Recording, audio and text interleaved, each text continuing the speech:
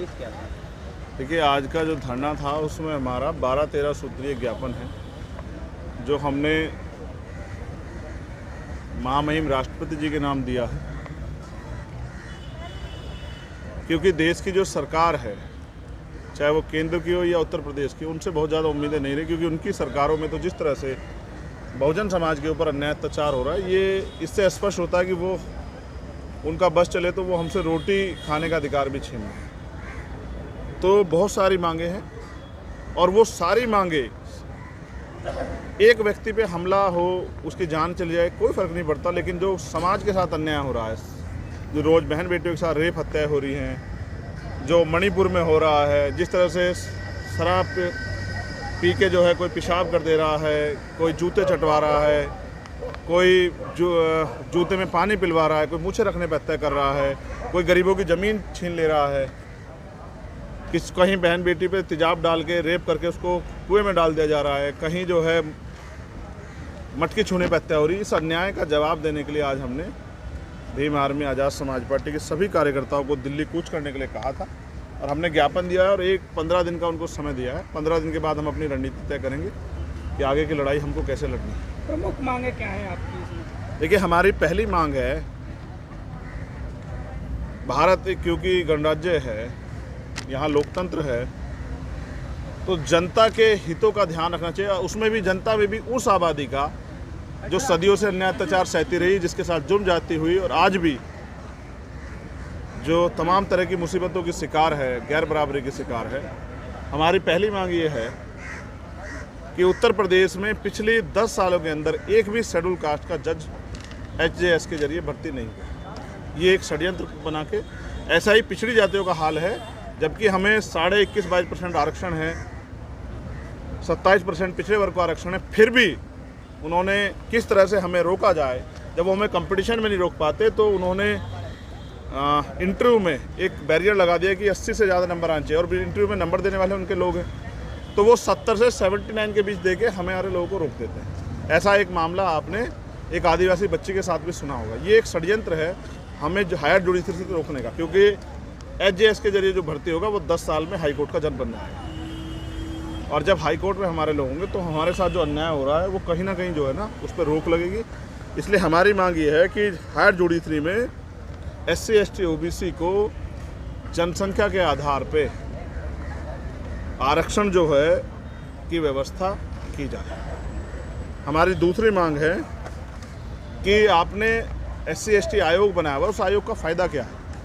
उसका काम है ये कि जो SC ST के साथ अन्याय अत्याचार हो रहा है उस पर निगरानी करें, लेकिन आपको जान के अचरज होगा कि 20-20 हज़ार फाइलें पड़ी हैं, कोई पूछने वाला नहीं है, इतने ज्ञापन जाते हैं, कोई सुनवाई नहीं हो रही है। इन सब से ये महसूस होता है कि हमारे ज्ञापन शायद वहाँ कोई देख भी नहीं रहा है। और कुछ स्टेट तो ऐसे जैसे बिहार है, वहाँ आयोग ही नहीं है, उत्तर प्रदेश है, अभी आयोग के अध्यक्ष ही नहीं है 2.5 साल से। इसका मतलब इन सब संस्थाओं का, जो संस्थाएँ हमारी पैरवी के लिए थी, हमें संरक्षण देने के लिए थी, उनको पंगु बना के सरकारों ने छोड़ दिया। इसलिए हमने मांग की है कि SC ST का एक तो जो जज हो वो कोई पॉलिटिकल आदमी होने की बजाय उसको हाई कोर्ट या सुप्रीम कोर्ट के जज को बनाया जाए, जिसको जानकारी अपने अधिकारों की। और दूसरा, जिला लेवल तक भी आयोग का गठन किया जाए, और उनका काम हो कि वो SC ST के साथ जो अन्याय अत्याचार हो रहे हैं उन पर निगरानी रखे, और जो अधिकारी, चाहे वो इन्वेस्टिगेशन में या जो और कहीं किसी उसमें एविडेंस पे जो गलतियां की जा रही है, उनको पकड़ के ऐसे अधिकारियों पे कार्रवाई करने का काम करें, सेक्शन 4 में मुकदमा दर्ज कराने की मदद कराएं। हमारी तीसरी मांग है, जो बहुत महत्वपूर्ण है, एक्ट से जुड़ी हुई है। हमने मांग की है कि एक्ट में प्रावधान है कि 7 साल से ज़्यादा प्रैक्टिस किए वकीलों की एक पैनल बनेगा, जिसका काम होगा कि वो कोर्ट की पैरवी पर निगरानी रखें। हम लोग लीगल में सबसे पीछे रहते हैं, इसलिए हम लीगल को मजबूत करने के लिए हमने मांगे की हैं। क्योंकि 2018 में जब संशोधन हुआ एक्ट में, बीजेपी ने इसका बहुत गुणगान किया कि हमने एक्ट में वो किया, लेकिन उस एक्ट को इतना कमज़ोर कर दिया है। उसमें प्रावधान है कि 60 दिन के अंदर सज़ा होनी चाहिए। आप बताओ कितने मुकदमे में 60 दिन के अंदर सज़ा हो रही है? ये सब सत्ता के संरक्षण में हमारे अधिकारों का हनन किया जा रहा है। इसलिए हमने ये भी मांग की है कि एक्ट में जो 8,25,000 रुपये मिलते हैं एक व्यक्ति को अगर सामने वाला कोई फेस वैल्यू वाला वकील खड़ा कर ले 10-20 लाख की फीस वाला, तो हमारा आदमी क्या करेगा? हत्या, रेप जैसे मुकदमे अपने लोगों को बचाने के लिए लोग खड़े करेंगे। तो ऐसे में हमारी तरफ से कौन वो होगा? इसलिए हमने मांग की है कि SC/ST के जो हीनियस क्राइम, जैसे वो 307 का मामला हो, वो 302 का मामला हो, वो 376 का मामला हो, हत्या, रेप, ऐसे मामलों में, इरादतन हत्या या अपमान के मामलों में 50 लाख रुपए की आर्थिक मुआवजा जो है वो पीड़ित के परिवार को मिले, प्लस उसको एक सरकारी नौकरी मिले कि जिनके परिवार से व्यक्ति चला गया उनको अपने पैरों पर खड़े होने का अवसर मिले। प्रमोशन में रिजर्वेशन SC/ST OBC के सभी कर्मचारियों के लिए जो आर्टिकल 16(4) कहता है प्रमोशन में रिजर्वेशन की व्यवस्था सरकार कराए। सुप्रीम कोर्ट ने आदेश दिया कि होना चाहिए, लेकिन ये कह दिया कि सरकार चाहे दे सकती है, कोई सरकार नहीं देगी क्योंकि हमारी सरकार तो है नहीं बहुजनों की। तो इसलिए हमने मांग की प्रमोशन में रिजर्वेशन SC/ST OBC कर्मचारियों को दिया जाए। फिर हमारी ये मांग है कि जाति आधारित जनगणना हो। आप पहले SC/ST की जनगणना कराते हैं, अब आपने वो भी बंद कर दी। वो 21 में होनी थी, 23 चल गया, आप जवाब नहीं दे रहे हैं। और सबकी तो 19 जो है वो जातिगत जनगणना जो है वो 1931 के बाद हुई नहीं है। तो पिछड़ों की कितनी आबादी कैसे पता लगेगा? उनके पास कितने संसाधन है कैसे पता लगेगा? अल्पसंख्यक कितनी आबादी है, उनके पास कितने संसाधन कैसे पता लगेगा? और जो दलितों की बढ़ती आबादी है उसका संरक्षण कैसे होगा, उनका प्रतिनिधित्व कैसे तय होगा? इसलिए हमने मांग की है कि जातिगत जनगणना कराई जाए, जिस पर सरकार मौन है।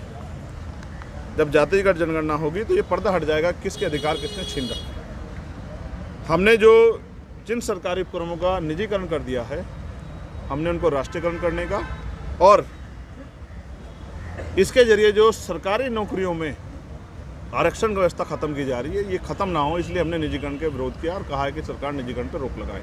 और जिनका निजीकरण कर दिया अपने चंद पूंजीपति मित्रों को खुश करने के लिए, जो कि संविधान के आर्टिकल 39B का वॉयलेशन है। 39B ये कहता है कि चंद लोगों के हाथ में देश की संपत्ति को नहीं दिया जा सकता। तो हमने मांग की है कि भाई ये अन्याय रोका जाए और निजीकरण बंद किया जाए। उसके बाद आरक्षण के साथ जो घोटाला रहा है वो बंद हो निजीकरण के जरिए। पुरानी पेंशन स्कीम को लागू करने की हमने मांग की है। अग्निवीर के जरिए जिस तरह से पहले हमारे बच्चे सेना में जाते थे, दलित पिछड़े वर्ग के, किसान कामगार बच्चों के लोगों के, अब वो बंद हो गए। 4 साल की नौकरी और 4 साल में भी जब ट्रेनिंग से बहुत सारे बच्चे भाग आए, तो इसलिए अग्निवीर योजना खत्म करके पुनः भर्ती जो है, भर्ती काम वो शुरू किया जाए। हमने तो बहुत दिन पहले भी कहा कि अगर जाति आधारित रेजिमेंट आपको रखनी है तो हमारे आप चमार रेजिमेंट पुनः बहाल कर दो।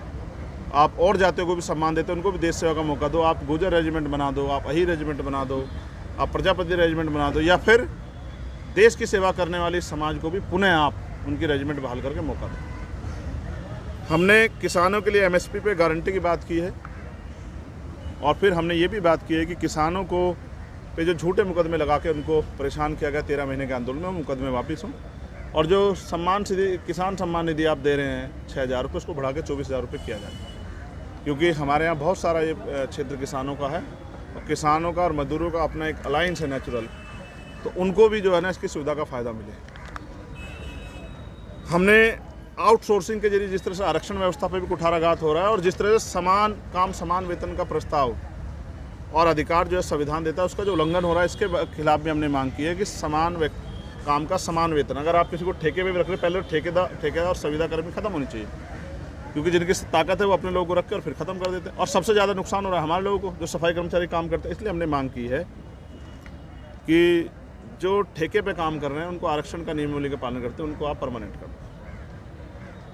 इससे हमारे दिल्ली में लाखों कर्मचारी परमानेंट हो जाएंगे। या फिर आप उनको अगर ठेकेदारी पे भी काम लेना चाहते हैं, तो जब आप सरकारी को 50,000 रुपये दे तो उसको 50,000 रुपये दो, जब आपसे उसे वही काम ले रहे हो। उसके साथ साथ हमारी और महत्वपूर्ण मांग है कि UCC की बात सरकार कर रही है, उसको चुनावी एजेंडा बना रही है।